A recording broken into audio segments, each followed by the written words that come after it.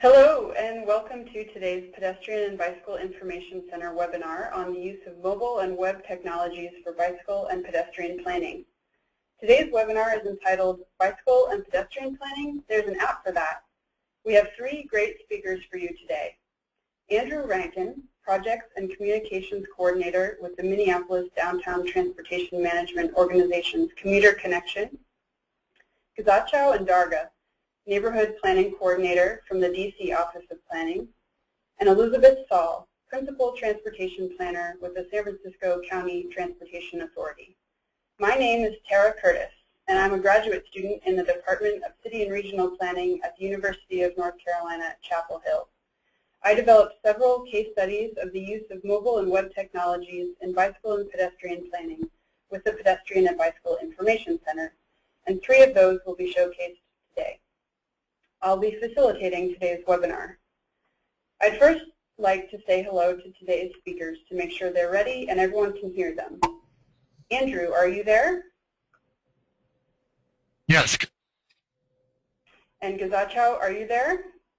I'm here. And Elizabeth, do we have you on the line as well? I'm here.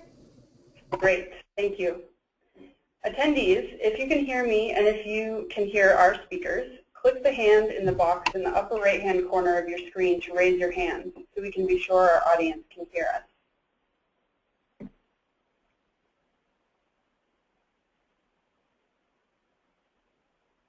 Okay, great. It looks like most people have raised their hands. Before we get started with today's webinar, I want to go over a few administrative details and the functionality of the webinar software. If for some reason your computer or web browser freezes during the webinar, please reload the website and log back into the program. You'll be able to rejoin the session. Please note that attendees will not be able to speak during the webinar. We do expect a large number of attendees on this call, so by muting your audio, it helps us cut down on confusion and background noise. As an attendee, you have a control box in the upper right-hand corner of your screen that collapses and expands by clicking the double arrows. Though you won't be able to speak, you will have the ability to ask questions by entering them in the question box. If you have a problem during the webinar, you may enter it here. I'll monitor these questions and respond to you if I'm able. Questions pertaining to the presentation may be asked at any time in the question box, but will not be addressed until the end of the program when we have built in 10 to 20 minutes for a discussion period. Please feel free to ask those questions as we go along, and we'll get to them after the presentation. Also, when you exit the webinar, there's a very brief survey that will pop up. We would very much appreciate your feedback on our performance. In case you have to miss part of the presentation or would like to revisit it at a later time, today's session will be archived and available for download on our website at www.walkinginfo.org/webinars. In addition to webinars, PBIC maintains a case study compendium available at www.bicyclinginfo.org/case_studies. The case studies presented today, along with three others, will be added to the website in the near future. Now I'm going to turn the screen over to Andrew for our feature presentation. There's an app for that. While he's getting his slides set up, I want to take a quick poll from the audience. Please let us know how many participants are viewing the webinar at your site.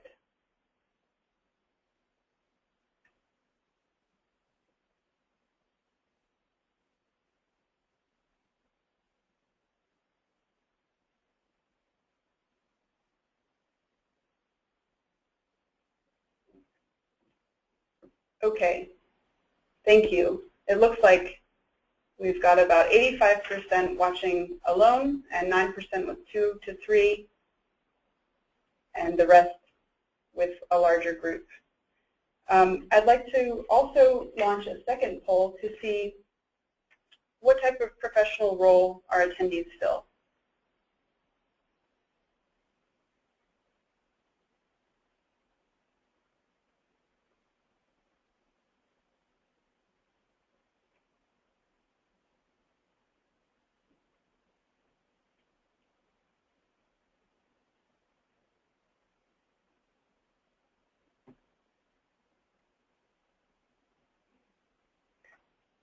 Thank you. It looks like the majority are public planners or engineers, but we've got a good distribution among the other categories as well. Thanks again for those responses. So I'd like to welcome and thank Andrew, Gizachew, and Elizabeth for their presentations today, and remind you that we'll take questions at the end. And Andrew, we're passing the screen to you. Take it away.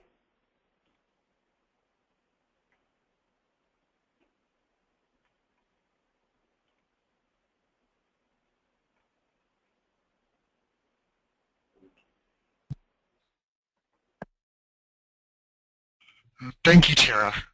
I'd like to thank PBIC and Tara for organizing this for us today. This is a great opportunity to be able to share what we have been working on here in Minneapolis with individuals around the country. Again, my name is Andrew Rankin. I'm Projects and Communications Coordinator for Commuter Connection, which is a program of the Downtown Minneapolis Transportation Management Organization. And I'm here to talk about Dero ZAP, model for incentivizing and tracking bicycling in an urban core. A little bit about Commuter Connection. Commuter Connection is a transportation management organization. We were founded by the Minneapolis City Council and the downtown business community as a public-private partnership in 1991. During this time, we had a lot of building in downtown Minneapolis, and there was the realization that our city streets in the urban core couldn't handle drive-alone traffic for all those new jobs coming in. So our primary goals are to maximize the use of existing transportation infrastructure, reduce traffic congestion, improve air quality, and encourage and facilitate mode shift to non-drive-alone traffic. Our organization is funded by CMAQ, a congestion mitigation air quality grant, which is FAO and EPA based. Let's get in a little bit about what the actual Dero ZAP system is. Dero is a bike rack company out of Minneapolis. They have many years of experience with developing and implementing innovative bike rack designs. They were approached by another organization, and through that synergy, they came up with this ZAP model, which was initially developed for Safe Routes to School programs. ZAP utilizes RFID technology, so radio frequency identification, which was originally developed by corporations to track inventories and other assets. In this case, ZAP uses an RFID tag to track bicycle traffic. Another nice thing about ZAP is that they're modular and easily movable. They're not physically attached to any infrastructure besides the pole that they're on. They're solar and cellular in nature. Also a little bit about downtown Minneapolis. Downtown Minneapolis is the largest employment center in Minnesota with over 139,000 jobs. 26%, or about 36,000 of these individuals working in downtown live within 5 miles. So a pretty comfortable distance to bike to work. Currently, approximately 45% of downtown commuters are using an alternative. The majority of that use is on our wonderful transit system here. We have about a 2.5% mode share for bicycle commuting within the city. Now to how Dero ZAP actually works. Participants attach a tamper-proof RFID tag to their bicycle wheel. This RFID tag is then coded and linked to that participant in the system. The nice part about this is if it's removed, it no longer works. So the stealing or theft of tags is hopefully mitigated there. Readers are then placed, and commuters bike through the read zone to register their bike trip. Participants can also record their trips online and track how many trips they've accumulated, as well as aggregate data for the entire usage of the system. Finally, system administrators can log in and view the data and incentivize participants for their behavior. This is just an example of the Dero ZAP login screen and then the back end, which shows the dashboard for the data that's coming into the system. So here at Commuter Connection, we discovered the ZAP system, and we really were trying to focus on what we could do to implement a system like this and how it could help us in our goals and objectives. And we came up with a couple different things. We developed, when we were looking at this program, we wanted to automatically track bicyclists entering downtown Minneapolis core using the RFID technology. We wanted to be able to incentivize participants for that behavior. We wanted to be able to go out to employers and provide education and outreach, as well as push this program to get more and more people signed up. We wanted to be able to provide data to employers, property managers, city and other transportation partners. In our area here, more and more, a lot of the companies in downtown have green initiatives or health initiatives, and any sort of data that you can provide in regards to healthy options their employees are choosing, they do appreciate and value. We also wanted to work with employers and property managers to increase bicycle friendliness at work sites in downtown. Bike racks, bike lockers, showers, etc. And finally, out of all of this, we wanted to complete a feasibility study with the insurance industry to see whether or not this data could be utilized to provide reductions in health insurance costs, either to companies or the individual themselves. Currently, there's a program for health clubs where when you tap in, you get a $20 discount on your health insurance, and seeing if this model would work for that.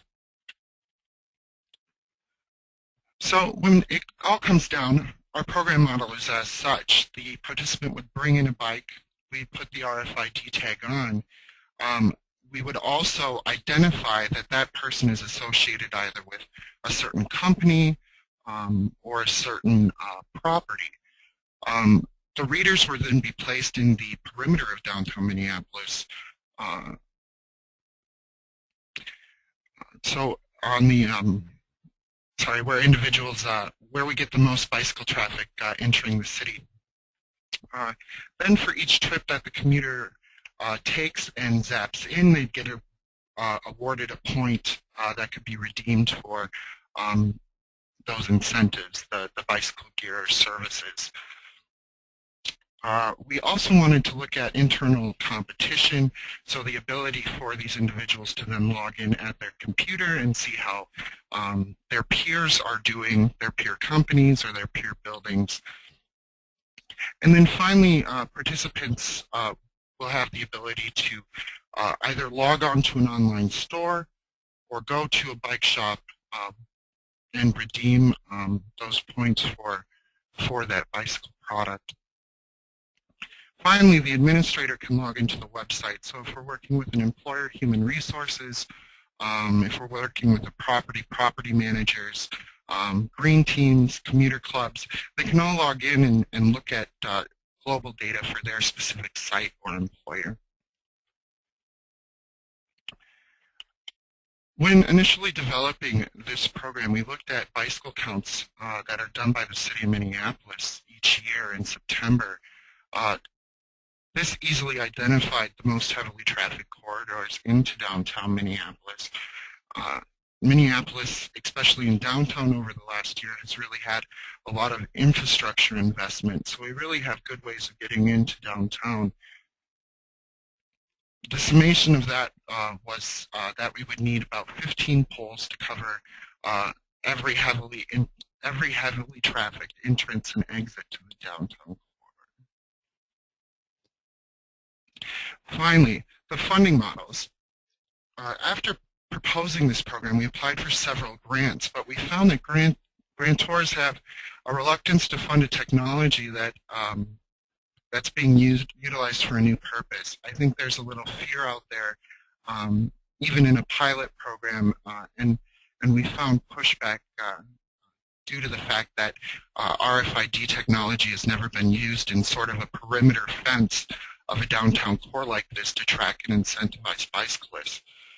The second funding model we looked at was just passing the cost on to program participants, which isn't feasible just due to the fact that the program cost is just too high to be able to recoup all the money through subscriptions through a participant. The third thing we looked at was passing the cost on to employers or property managers.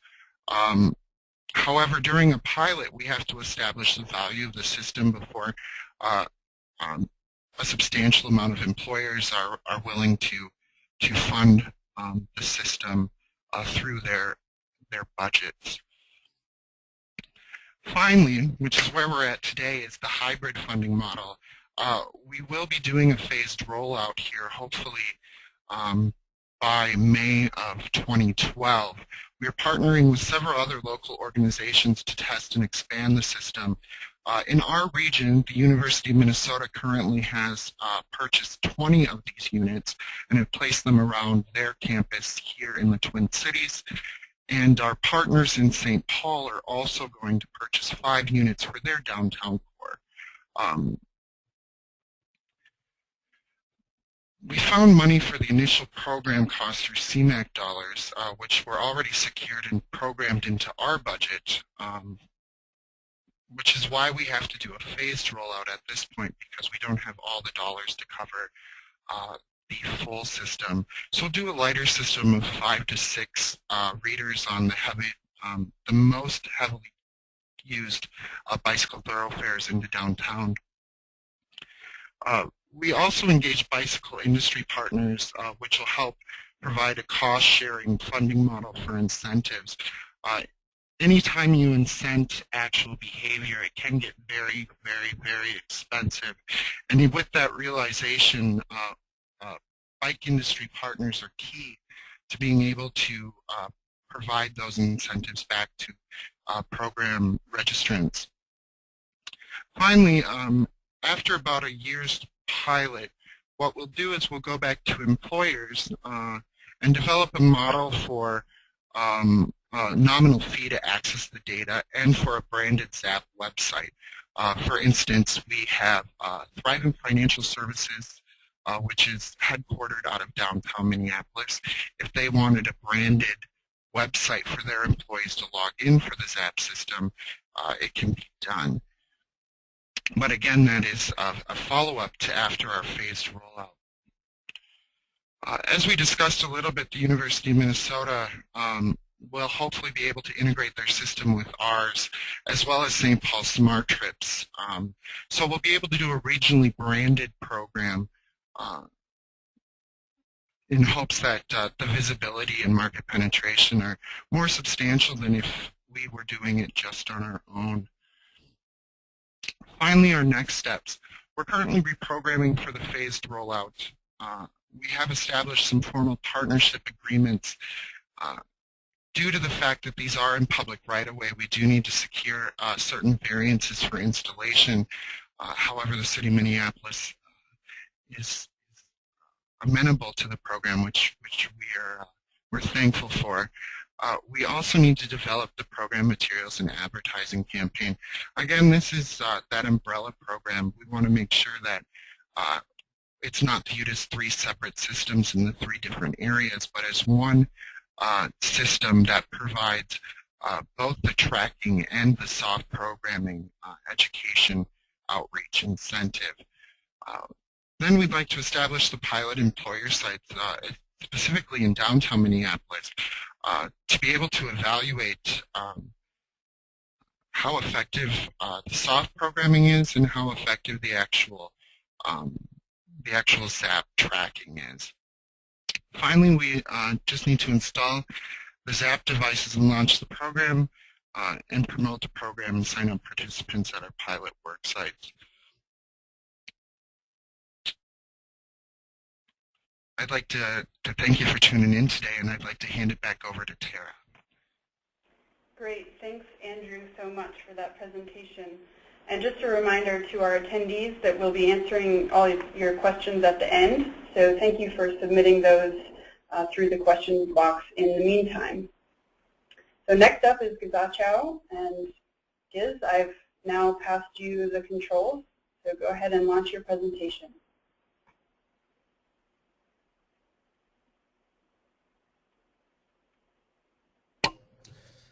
Thank you, Tara, and thank you, PBIC, for organizing this webinar. I'm assuming everyone can see my presentation, so I'll go ahead. Yes, it's up. It's up. Great. My name is Gizachew Andargeh. I am a neighborhood planning coordinator here at the DC Office of Planning. And I'll just begin talking a little bit about the DC Office of Planning. You can read our mission there. Essentially, we are an agency charged with guiding development in the District of Columbia, including the preservation and revitalization of our distinctive neighborhoods by informing decisions, advancing strategic goals, encouraging the highest quality outcomes, and engaging all communities. And I want to stress the last two, well, primarily encouraging the highest quality of outcomes. One of the things that I think the profession in general is moving forward on, in our office in particular, is implementation, and not just the writing of plans, but also working to see the recommendations through. So I'll move on. We do have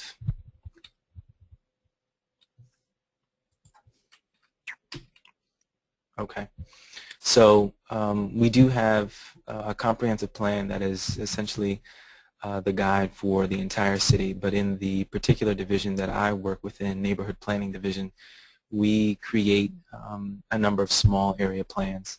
We essentially go out into the community wherever we believe there is a need, or if a community member or a local council member thinks there is a need for guided development. We will host a number of community meetings, learning what the residential need and want is for a particular neighborhood and or corridor. And we do a number of community meetings, and in that process we will do an existing conditions analysis, which is pretty basic, understanding what is their strengths and weaknesses of a particular corridor or neighborhood. If necessary, we will also do a market study, understanding what the potential is for retail, office, and housing. Based on that, we will also create a development framework and kind of understanding what and where development could occur. And if necessary, we'll make recommendations on land use changes.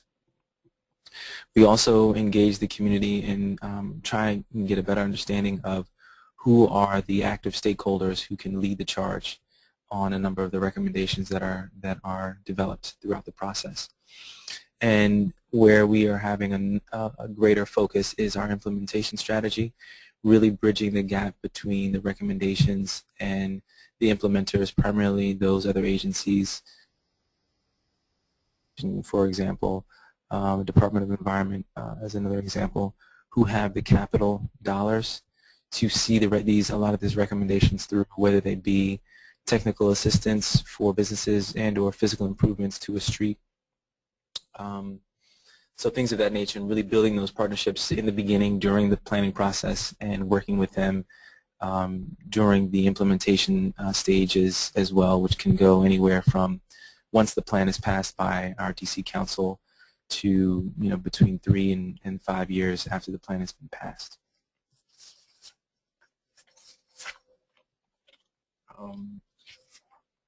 And so one of the things that we are trying to do is essentially create indicators to help understand what the baseline is in terms of a number of the recommendations, where we are.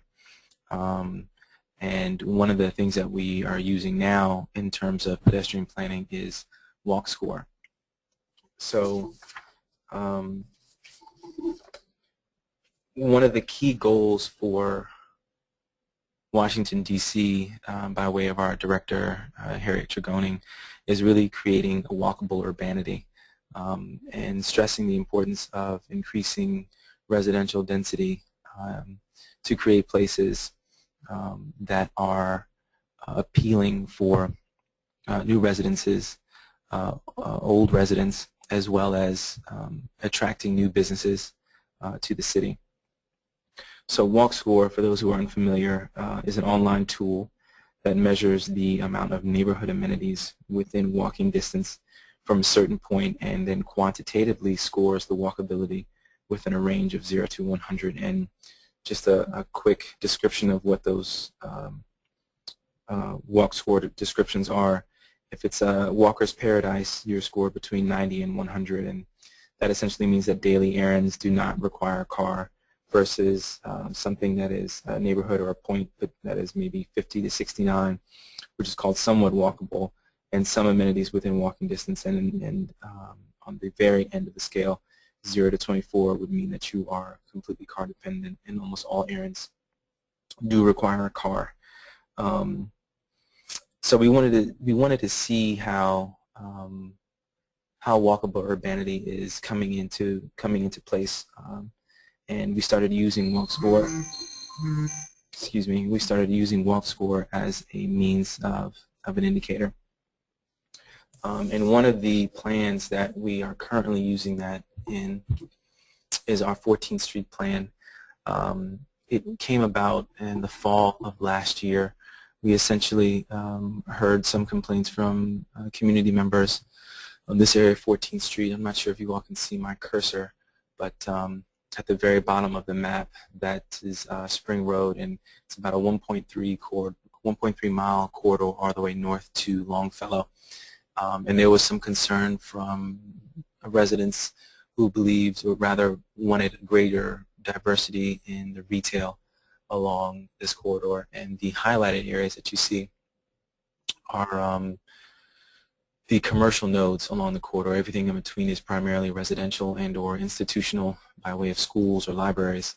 But the orange areas are where the retail is primarily located.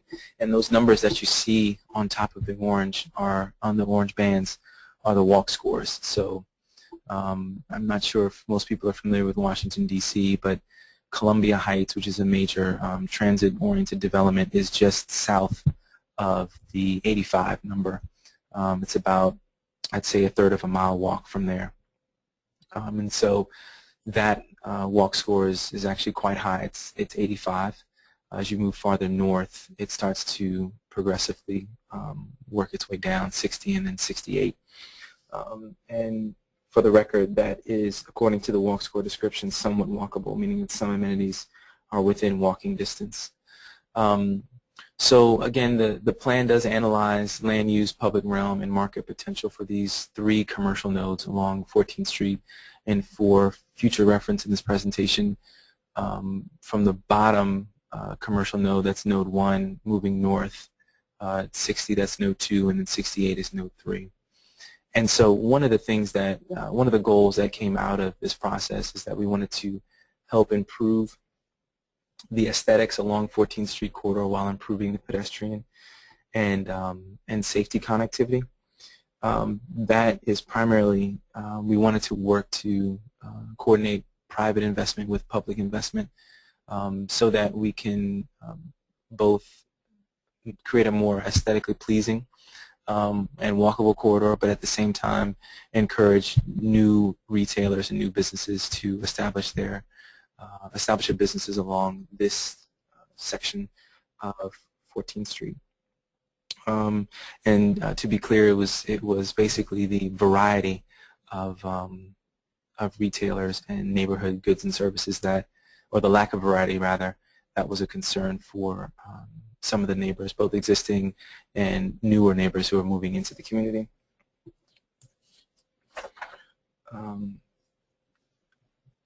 So in that process, we did find that there were a number of benefits that helped out with WALKSCORE.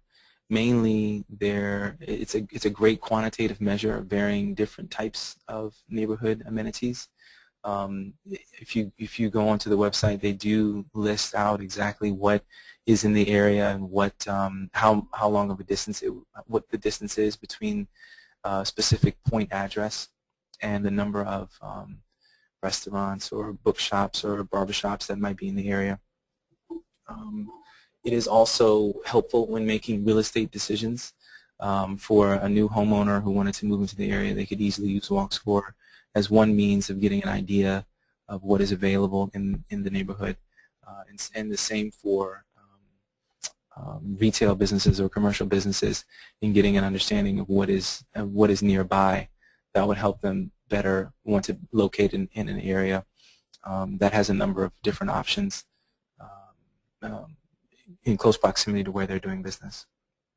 At the same time, it is also a good benchmark for walkable urbanity in basically plugging in an address and knowing exactly what the prospects, what the existing amenities are nearby and what the prospects might be as well. Some of the drawbacks that were apparent in the process as well was essentially that there was no qualitative measure of these neighborhood amenities. A good example of that is at Node 1, where we saw there was a walk score of 85, which is very high.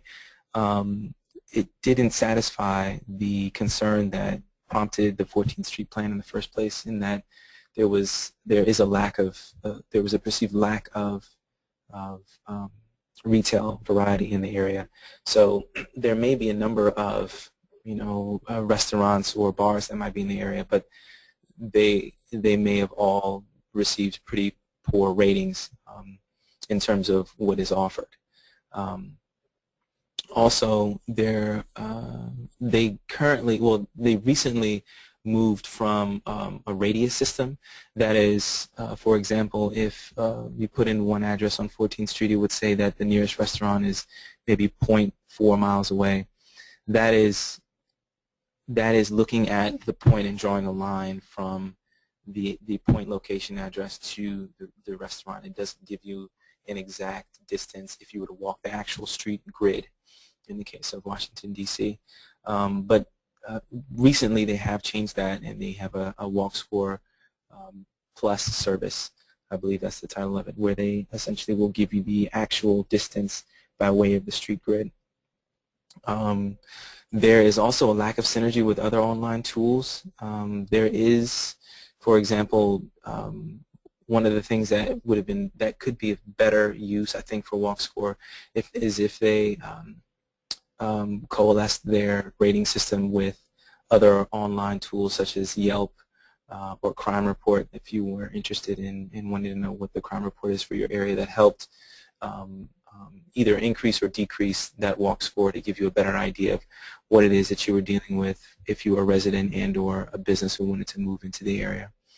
And another drawback is that there is no historical baseline, meaning if you were to put in one address today and a year later, you might get two completely different numbers, but you wouldn't know whether or not those numbers the number is greater today or less today.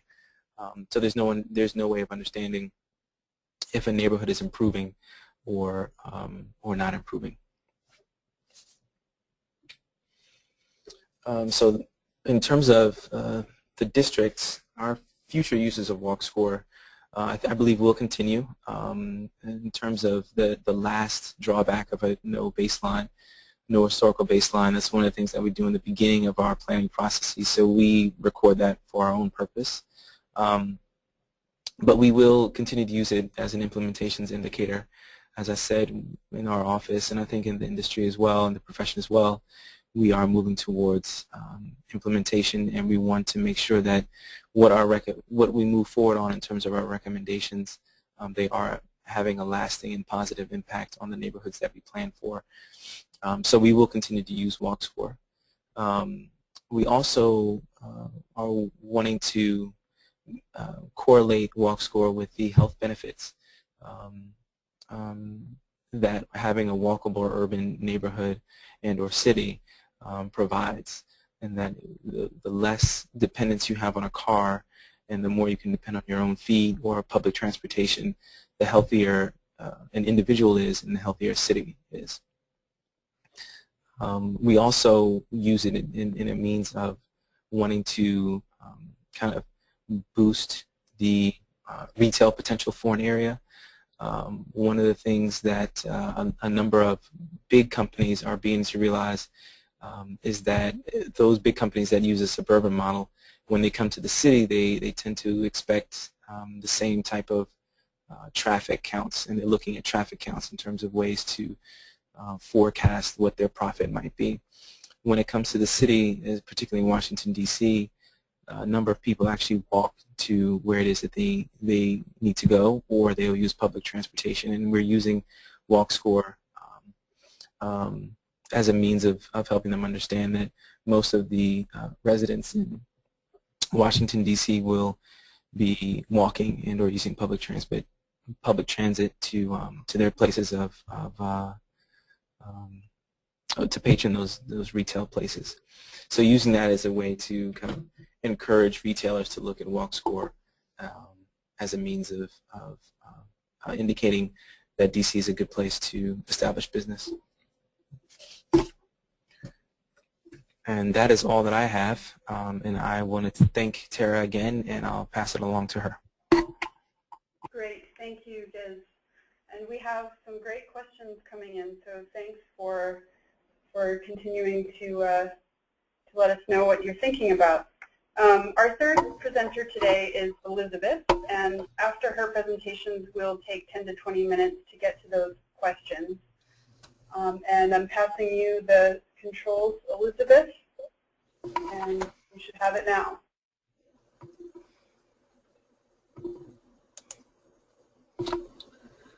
Can everybody see my screen? We've got it up. All right, great. Well, thank you, Tara, and thank you, PBIC, for putting on this webinar. I'm Elizabeth Sall. I'm a principal planner here at SFCTA, and I'm also acting deputy director for the Technology Services Department.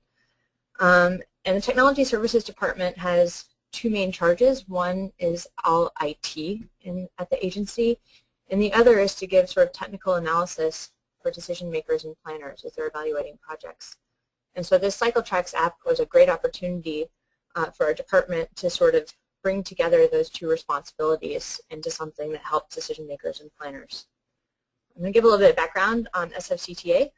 Our agency oversees half-cent sales tax for San Francisco transportation projects.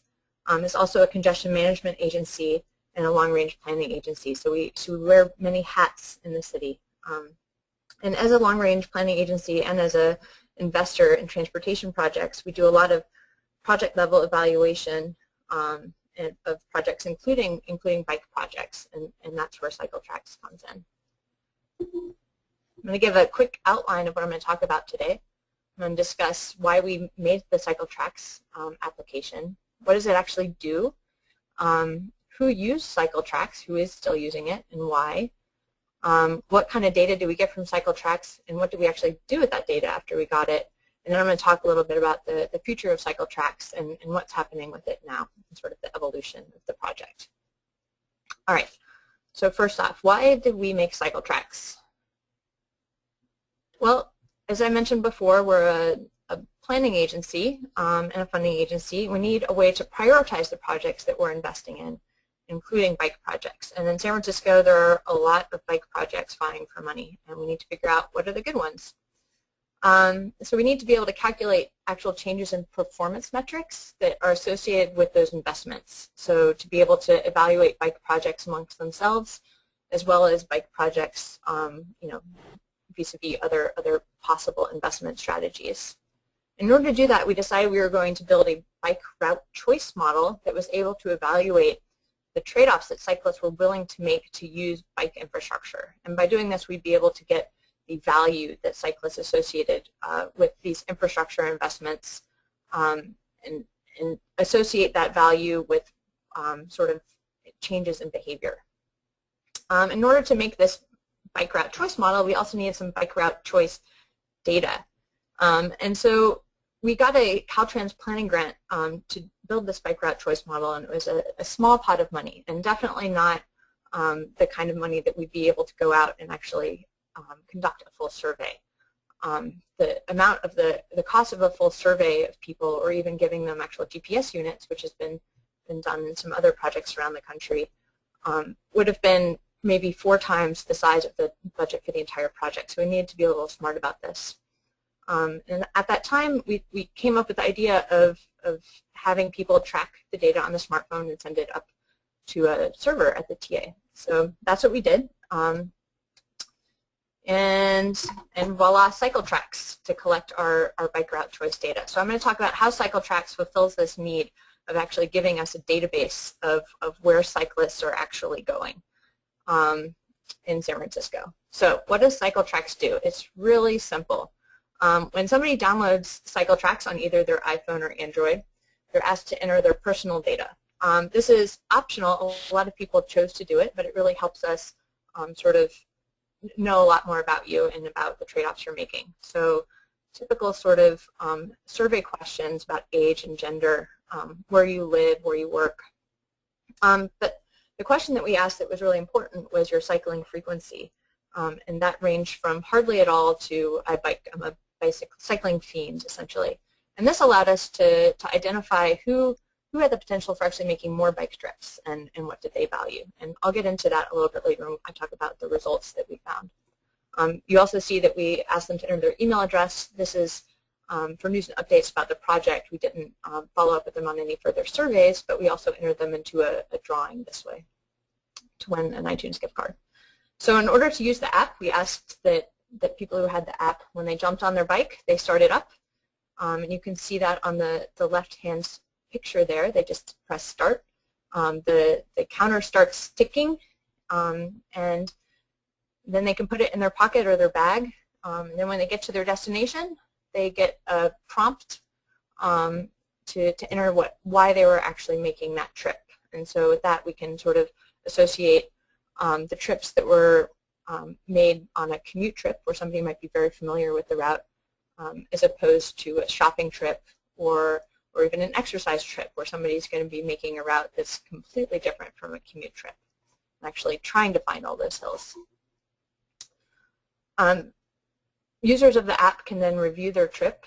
On the left, you can see a map of where somebody went from North Beach to Chinatown, and you can look at a list of all of your saved trips. And you can see that there's the note on the trips with the green check mark indicate that the trip was both saved and uploaded. And that means uploaded to the SFCTA database, which is hosted on the Amazon EC2 servers. Every time you're actually given an option of whether to upload it. So we're not requiring that people give us the data, but of course most people did, which we're very thankful for. And so that's it. That's all for the app. It doesn't have a lot of bells and whistles. We could have made it a lot more useful. We got a lot of feature requests for, I'd like to know where the actual bicycle routes are. Why don't you actually put those on the map?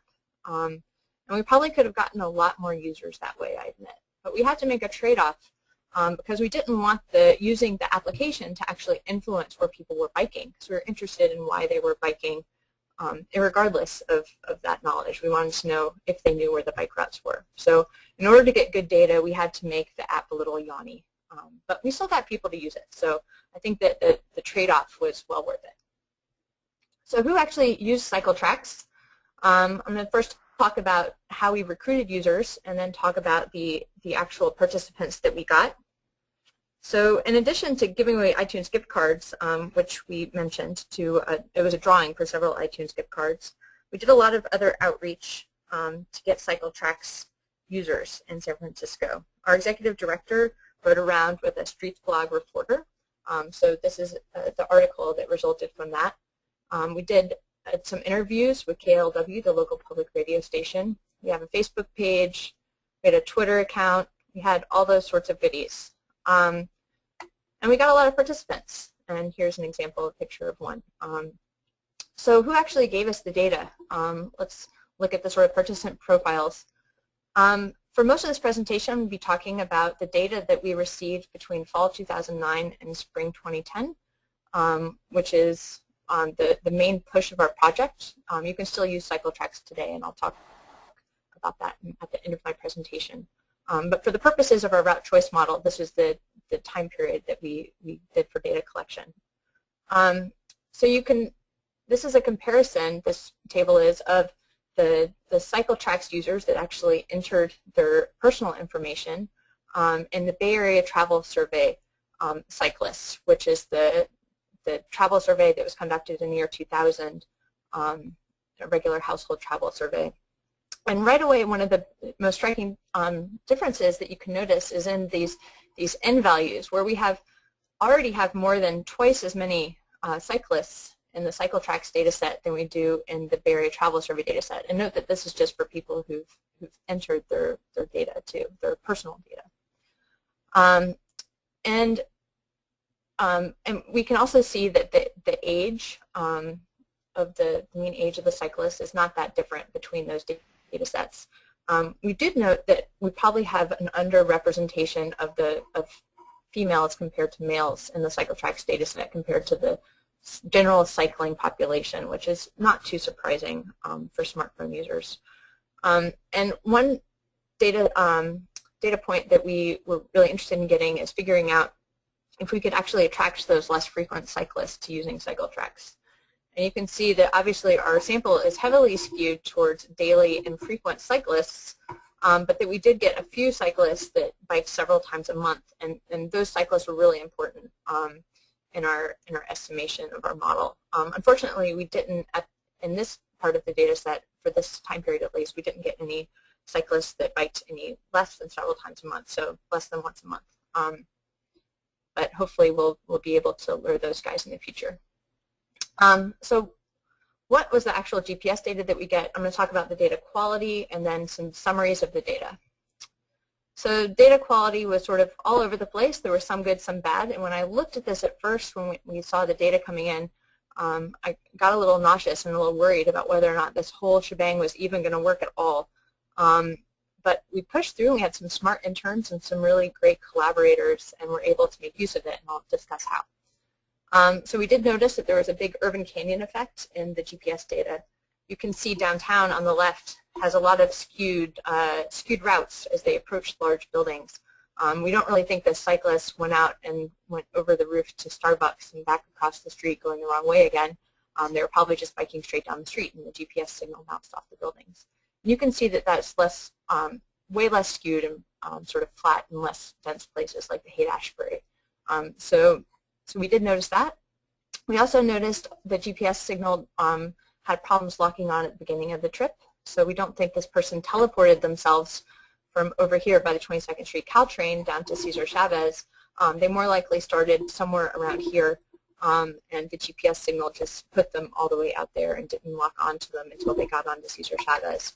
This had the sort of added benefit of anonymizing the beginning of the trips, but we had to screen through that part of the data as well.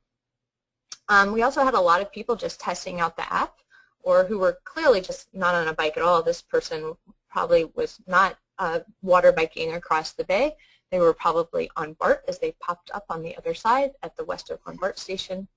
But we had to screen through all sorts of people who were going too fast, who were on bus route, clearly on bus routes, or clearly in a car, or ferry or sailboat even, and figure out who was actually on a bike. So we had a lot of parameters for doing that too.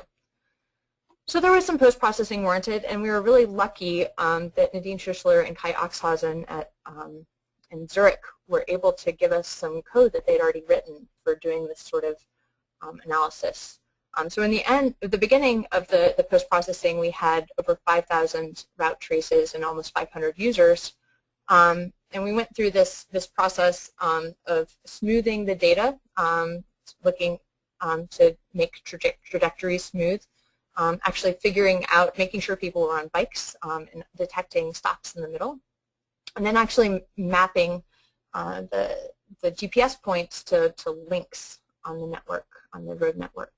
And in the end, we ended up with about 3,000 bike routes and 366 users that were made by 366 users, which was still really great and plenty enough for estimating a model. So now that we have all that clean data, what do we actually do with the data? And there's going to be a lot of numbers in this section, and I apologize in advance, but I just think it's really cool what we got to do with the data. So I'd like to show you guys. We'll precede the numbers by a whole bunch of pictures and say that we first we had to match all of the route features that we matched the GPS points to the road network, and we needed to figure out what was on that road network that was making people bike there. So we actually had to map out where all the sharrows were. We have sharrows in San Francisco, where the traffic was occurring, whether or not that cyclist is biking in traffic, whether or not it's a large roadway, whether or not it was at night, whether or not there was a bike lane or a bike path there that they would be biking on. And so we mapped all those features for the bike routes that people chose. The other thing is that we wanted to know the trade-offs that people were making. What route did they not take. And so here's an example of a cyclist in San Francisco going from the outer Richmond, going through Golden Gate Park, taking the Wiggle down Market Street and down into Soma. And we know all the features about that route, but we also needed to know what route they didn't take. So we also mapped the features for all of these other routes. And this choice set was generated with a pretty novel approach called the doubly stochastic choice set generation approach, which you can look in our published paper by our intern Jeff Hood about that. So we have now this trade-off data set of what people sort of were looking for. And with that, along with adding into the mix their personal info and sort of trip features, like trip purpose, we were able to estimate a route choice model. We estimated what's called a path-sized logit model. And here are the estimation results. I'm only going to highlight a few of these things. Most of them are pretty obvious, that people like bike lanes and people don't like biking the wrong way. You can see the coefficient on wrong way is negative. That people like taking the shortest route, that's also a negative coefficient. Bike lanes are a positive coefficient. But what was really interesting is that people who didn't bike very often, those people, that 7% of our data set, they were significantly more likely to prefer bike lanes. And so this was a great indication that if we build more bike lanes, that these people who are biking less frequently might actually be inclined to bike more often, which is great. And also, obviously, people do not like biking up hills, and hills are a significant influence in cycling in San Francisco. We also found in a statistically significant manner that people are much more likely to avoid hills if they're either female or they're on a commute trip, which is very interesting as well. So looking at those trade-offs, we can, or those coefficients, we can compare the magnitudes of the coefficients to get the trade-offs that people are making in their bike route preference. And so by making some reasonable, and by looking at those trade-offs, you can actually calculate by assuming some reasonable assumptions about how fast people are biking and their value of time. You can actually calculate a user benefit of a bike lane. And we did that, and it comes out to be about $1 per mile per trip, which is a pretty cool finding, I think. And we can actually say that a bike lane has this sort of monetary benefit or perceived monetary benefit to people. So how do we use the bike route choice model in the broader context of project evaluation? This is a schematic of our regional travel demand model, which we use to evaluate projects. We rely heavily on data and on our travel model to evaluate projects in San Francisco. And until now, bikeability or bike accessibility has been defined just by how far away point A is from point B, or just the network distance. And this clearly isn't taking into account any of the bike infrastructure that we had in San Francisco. And so using the parameters and structure of the bike route choice model, we're now able to evaluate the effect of bike lanes, hills, turns on bike accessibility. And that allows us to evaluate bike projects the same way we evaluate a bus project or a highway project. And that eventually allows us to also see the predicted bike volumes on the street. So this is an example of what SF Champ, our travel model, is now predicting for bike volumes. And you can see that there's routes that sort of stick out. This was the Valencia corridor to the Market corridor, which are very popular bike routes, and the findings were validated with actual bike counts that we had on the street.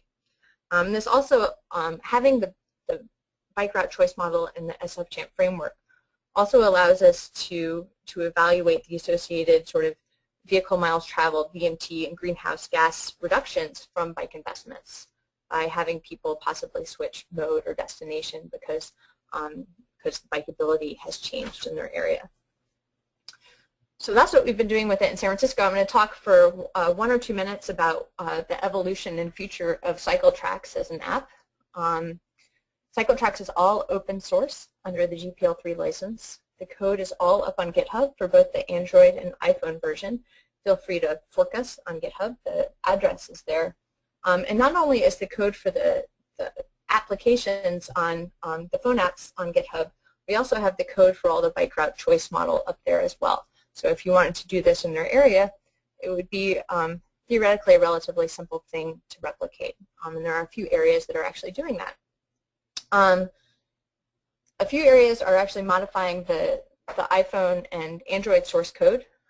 One example is Aggie Track out in College Station, Texas, and that's their information there. There's a few other agencies I know of that are doing this as well. And then there's a few agencies that are actually taking advantage of the fact that CycleTracks works everywhere. I mean, one of our first submissions for routes on our database was actually from Belarus, I believe. And so nothing prevents it from getting added to our database by geography. We already have the database set up. And so we are allowing public agencies to download scrubbed or anonymized versions of the data. And both Austin, Texas, and Monterey Bay are doing that, and several more are thinking about it. And what we do is we provide a sort of web access to them. This is an example of some of the bike routes that have been collected in Austin, Texas, right around the Texas State Capitol. And Austin is actually just concluding their data collection now, and Monterey Bay has started over the summer. So we're really excited to be helping out those regions as well as anybody else who wants to. You can feel free to contact us. I wanted to give a whole bunch of credit to everybody who helped out on this project. I said it was a Caltrans planning grant that sort of sparked this project. We're also supported by our Proposition K sales tax here in San Francisco and by the National Science Foundation, who supported one of our interns that worked on it. I have to give major credit to Billy Charlton and Matt Paul, who did the development of the applications, and Lisa Zorn and Jeff Hood did the major development on the route choice model, and Michael Schwartz with our outreach. And that's it. And if anybody has any questions, submit them to the dialog box. And there's our website for any more information too. Great, thank you, Elizabeth. So now we have some time for questions. And we've been collecting quite a few over the course of the webinar, but if you have any others, feel free to enter them in the question box on your screen. And again, if we run out of time for your question, we'll attempt to answer it and get back to you after the program.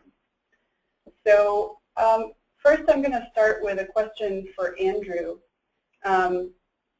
One person asked, unless you get close to 100% participation with the ZAP, what conclusions can you draw from the data?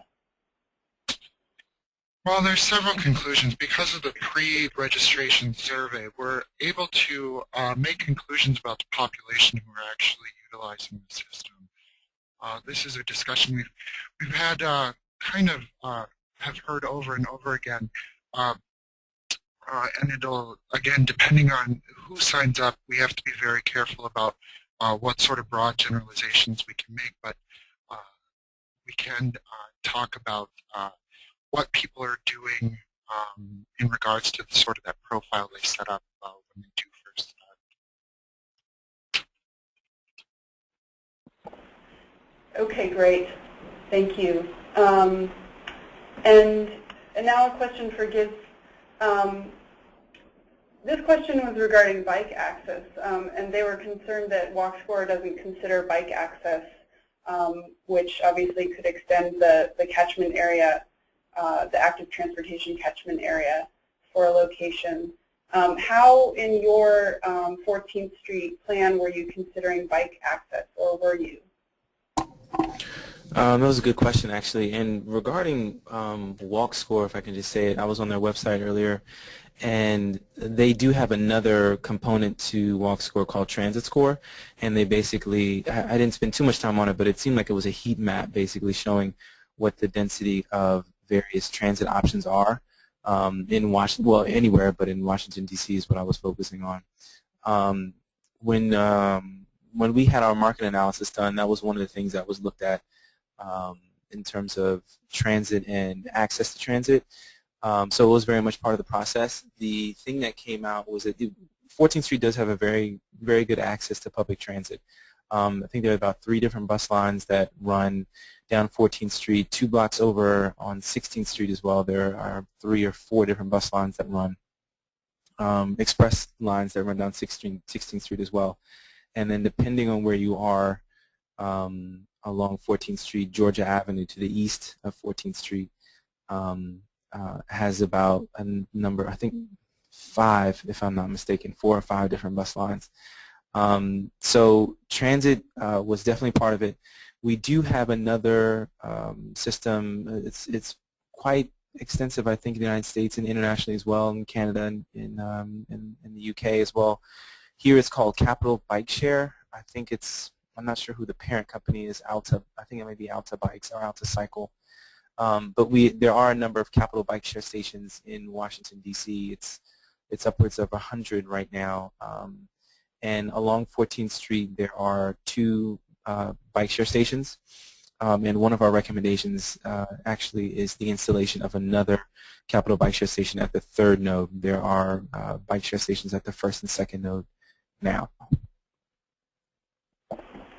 Yeah, and actually I'll just add that the last time I looked at the WALKSCORE website, which is probably about a month ago now, they're actually developing a bike score as well. And I think at this stage they're kind of collecting input from the community, from professionals that, either professionals or anyone really, that has input on what are the factors that would go into a bike score. And so I think if you go to bikescore.com, you'll see that development there.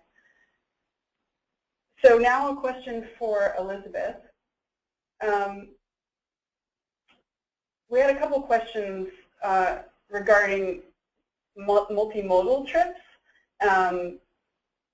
And this person wrote, it sounded like the data involving BART, ferry boats, and other multimodal trips was removed from the sample. Was there any thought to using this data to prioritize multimodal improvement? Sure. Well, we actually have a lot of good data already, or onboard survey data for transit trips. We certainly have lots of counts and information about auto trips as well. There's a lot of people that have GPS in their cars. The way we were thinking about expanding this was actually more on the walk side as opposed to the transit side. There were a few limitations on the transit side with the GPS availability, in that some of our bus windows actually reflect the GPS signal pretty well, and some of our transit at least is underground, which would actually prevent us from getting a good GPS signal. We're actually looking at ways to sort of impute that information, and so that we'd be able to use this sort of technology to look at transit routes in the future. But that's not currently on our plate in the near future. Okay, thanks for that, Elizabeth. And now we'll move back to Andrew. We had a question about similar technologies, and if you're aware of any other technologies that kind of function similarly to the Dero ZAP, and if so, did you consider any of these alternatives for your proposal? Yeah, so initially we have, our organization has a 20-year history doing this kind of work. In the past couple of years, a lot of things have popped up, including sort of that online tracking model where you ask people to go on and track. What we found with those programs was that people were dropping off pretty substantially and would stop either tracking their trips, or that interest would just fall off. In regards to another sort of system like the RFID technology, we have looked at applications, producing applications for smartphones, but we found for a couple of reasons we didn't do that. Number one being that penetration of smartphones into underrepresented populations in regards to being underrepresented in the cycling world isn't as high as maybe some other groups, and we wanted to ensure that not only this would be able to be used for business people, but also those disadvantaged groups, to help encourage them to ride more often. And finally, with the app, we did an analysis, and we found again that the potential of people dropping off in regards to actually physically going in and turning the app on and tracking and then turning it off was just sort of a disadvantage and didn't give us the return on investment that we wanted to see, which we reached with the ZAP program, which as long as someone is riding by and has their tag still on, it just automatically registers them in the system.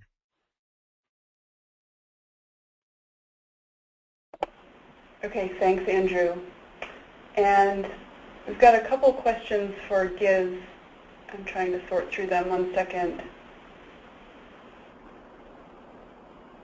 So Giz, one of your slides showed a heat map for WALKSCORE, and I'm wondering if you could just talk quickly about if that is available online, or did the DC Office of Planning have any sort of research contract with WALKSCORE to have access to additional data? To my knowledge, that was something that you can create on your own. Yeah, that's as far as I know. I don't believe that it was anything done specifically with WALKSCORE. To my knowledge, we don't have that type of relationship with them. Okay, thanks.